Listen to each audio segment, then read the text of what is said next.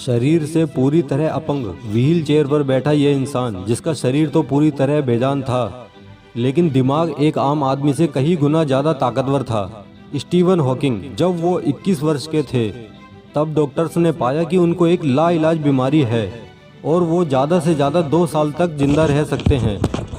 लेकिन अपनी दृढ़ इच्छा शक्ति से उन्होंने डॉक्टर्स की भविष्यवाणी को झूठ साबित कर दिया। इस वीडियो को अंत तक ज़रूर देखना। आज आप इस महान वैज्ञानिक के बारे में ऐसी बातें जानोगे जो आपको हैरान कर देगी।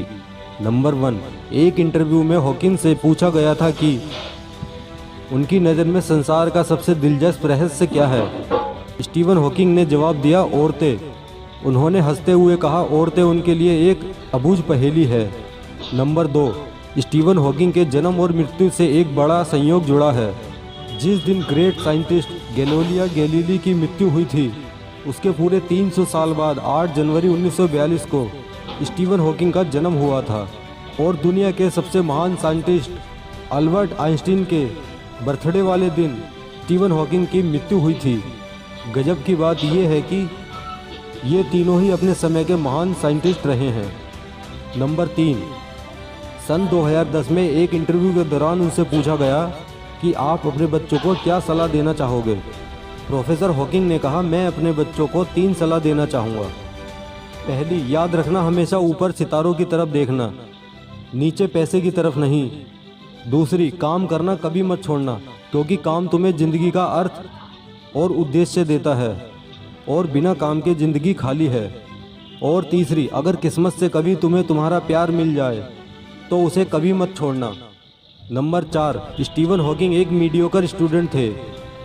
सन 2010 में उन्होंने कहा था कि वो 8 साल का होने तक पढ़ना भी नहीं सीख पाए थे और ग्रेड स्कूल से लेकर ऑक्सफोर्ड जाने तक वो एक लेजी स्टूडेंट थे। नंबर 5, एक मीडियोकर स्टूडेंट होने के बावजूद स्टीवन को उनके स्कूली दिनों में आइंस्टाइन कहा जाता था, क्योंकि उनको स्पेस टाइम यूनिवर्स के बारे में गजब की अंडरस्टैंडिंग थी। नंबर 6, एक इंटरव्यू जो ब्रिटिश न्यूज़पेपर द गार्जियन में पब्लिश हुआ था। इस इंटरव्यू के दौरान स्टीवन हॉकिंग ने कहा था कि हमारा दिमाग एक कंप्यूटर है और ये कंप्यूटर तब काम करना बंद कर देता है जब इसके कंपोनेंट्स फेल हो जाते हैं, और इसी को मृत्यु कहते हैं। और जो ये मान्यताएं होती हैं कि मृत्यु के बाद भी ज़िंदगी मिलेगी, जैसे स्वर्ग, ये सब मान्यता लोगों को मौत के डर से दिलासा देने के लिए होती हैं, क्योंकि इंसान इस ख्याल से डरता है, मौत के बाद मेरी चेतना, मेरी हस्ती का क्या होगा। स्टीवन हॉकिंग के इस विचार से मिलता जुलता उर्दू के महान शायर मिर्ज़ा गालिब का एक शेर है, हमको मालूम है जन्नत की हकीकत, लेकिन दिल के खुश रहने को गालिब ये ख्याल अच्छा है। नंबर 7, स्टीवन हॉकिंग ने कहा था कि हम सब जिस पर चाहें उस पर विश्वास करने के लिए आज़ाद हैं, और मेरा स्पष्ट विचार यह है कि ईश्वर कोई नहीं है। इस ब्रह्मांड को किसी ईश्वर ने नहीं बनाया है और ना ही कोई हमारे भाग्य को लिखता है, और यही चीज़ मुझे एक गहरे एहसास की ओर लेकर जाती है। कोई स्वर्ग नहीं है और मृत्यु के बाद कोई जीवन नहीं होता। हमारे पास यही एक ज़िंदगी है। ब्रह्मांड के इस ग्रैंड डिज़ाइन को समझने और सराहने के लिए, और जिसके लिए मैं बहुत आभारी हूँ। नंबर 8, स्टीवन एक फेमस साइंटिस्ट तो थे ही, लेकिन वो कुछ टीवी शोज जैसे स्टार ट्रैक, दी सिम्पसन्स और द बिग बैंग थ्योरी में भी नज़र आ चुके हैं।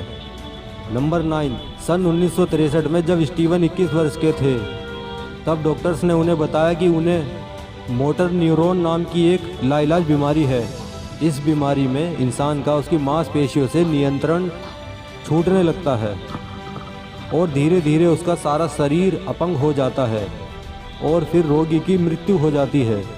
और डॉक्टर ने उन्हें ये भी बताया कि वो 2 साल से ज़्यादा नहीं जी पाएंगे, लेकिन स्टीवन ने अपनी इच्छा शक्ति की बदौलत डॉक्टर को गलत साबित कर दिया और वे 50 साल से ज़्यादा जिए। इस बीमारी के चलते उनका पूरा शरीर अपंग हो गया था, लेकिन सिर्फ उनका दिमाग जिंदा था। नंबर 10, बीमारी के चलते हॉकिंग का शरीर बेजान हो गया, ना लिख सकते थे और ना ही बोल सकते थे, लेकिन इसके बावजूद उन्होंने कई किताबें लिखी। ये किताबें उन्होंने अपनी स्पीच सिंथेसाइज़र की मदद से लिखी थी। ये उनका स्पीच जनरेटिंग डिवाइस था जिनकी मदद से वो अपने गाल के मांसपेशियों की कंपन द्वारा शब्दों को टाइप करते थे। स्टीवन अपंग होने के बावजूद भी इस डिवाइस की मदद से लोगों से बात कर पाते थे। नंबर 11, जब कोई स्टीवन हॉकिंग से मिलने जाता था तो वो ये सोचता था कि वो एक ऐसे व्यक्ति से मिलने जा रहा है जिसे सिर्फ दिमाग कहा जा सकता है, शरीर नहीं। लेकिन जब कोई व्यक्ति उनके सामने खड़े होकर बात करता था तब उन्हें पता चलता था कि वो एक ऐसे अद्भुत इंसान से मिल रहा है जिसे किसी की सहानुभूति, सहायता और दया की ज़रूरत नहीं है, बल्कि व्हील चेयर पर बैठे होने के बावजूद वो सब काम कर सकते थे। यहाँ तक कि वो दूसरे के कामों में भी मदद करने के लिए सक्षम थे।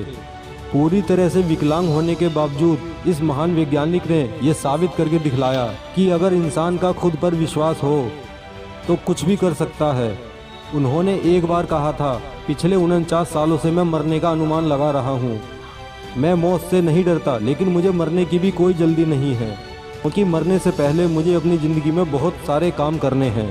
दोस्तों, अगर आपको ये मेरी वीडियो अच्छी लगे तो प्लीज़ मुझे सब्सक्राइब ज़रूर करें।